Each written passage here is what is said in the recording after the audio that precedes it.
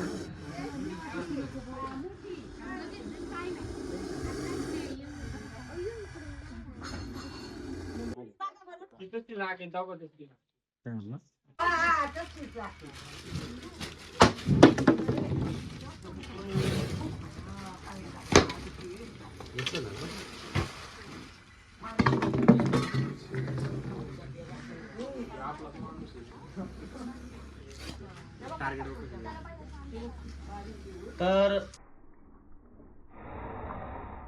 नमस्कार मित्रांनो, मी सर्पमित्र आकाश झोंबाडे. तर हा विषारी जातीचा साप आहे. मराठीमध्ये नाग, इंग्लिश मध्ये इंडियन स्पेक्टिकल कोब्रा. आणि जास्त मोठा नाही पण खूप ऍग्रेसिव्ह आहे. आणि बॅक साईडला तुम्ही बघू शकता पूर्ण शेती आहे. आणि हा विषारी नाग आहे, इंग्लिश मध्ये इंडियन स्पेक्टिकल कोब्रा. आणि भरपूर लोक असं म्हटलं जातं की त्याच्या बॅक साईडला चष्म्यासारखी डिझायनिंग असते किंवा 10चा आकडा असतो.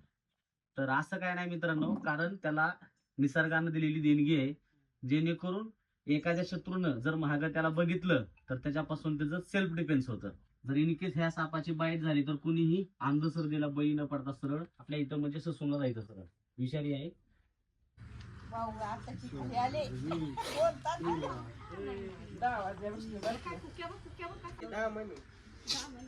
भरपूर व्हिडिओ मध्ये बघितलं असेल की नागाची आणि मुंगसाची फाईट होते, कारण दुसऱ्या सापाची फाईट तुम्हाला बघायला मिळत नाही. तर नागाचं नेचर म्हणजे असं असतं की तो त्याच्या पुढे वस्तूची हालचाल होती, त्याच्याकडे तो सेल्फ डिफेन्स म्हणून, स्वतःचं रक्षण म्हणून तो फन काढतो. म्हणजे तो थोडक्यात एक वॉर्निंग देतो, माझ्यापासून तुम्ही लांब राहा, मी विषारी आहे. त्याच्यामुळे दुसरे साप जे ते वॉर्निंग देत नाहीत, डायरेक्ट अटॅक करतात. हा एकमेव असा साप आहे की तो स्वतःला मोठं दाखवायचा प्रयत्न करतो. ह्याच्याबद्दल अंधश्रद्धा खूप आहेत की ह्याच्या डोक्यावर नागमणी असतो किंवा सापाच्या अंगावर केस येतात. ही सगळं रियालिटी मध्ये असं काय नाही, हे सर्व अंधविश्वास आहेत.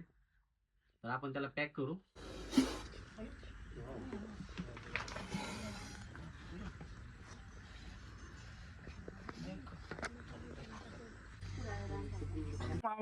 पाचशे 11 वाजल्यापासून वरती थांबून राहिले. खाली साप पाहिलं त्याचं पाय कापायला लागली. बाया माणसं, गडी माणसं सगळी इथं बसून राहिले. मी जाऊ मारतच नाही, मोठा छोटा